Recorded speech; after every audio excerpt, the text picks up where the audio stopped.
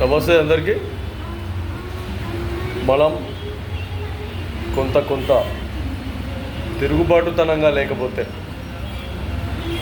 కొన్ని చోట్ల ఇబ్బందులు గురయ్యే ప్రమాదం ఉంది.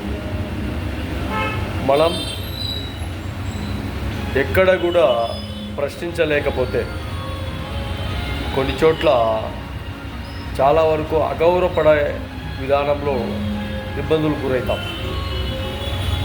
మనం ఎక్కడ కూడా ఎదిరించలేకపోతే, బెదిరించలేకపోతే అప్పటికప్పుడు ఏదో ఒక విధంగా మన లోపాలు గుర్తిస్తారు వ్యక్తులు. కాబట్టి ఎక్కడైనా ఎప్పుడైనా చైతన్యంగా, మాటలు చాకచక్యంగా ఉండే విధంగా ఉండాలని చాలామందికి తెలియజేస్తుంది.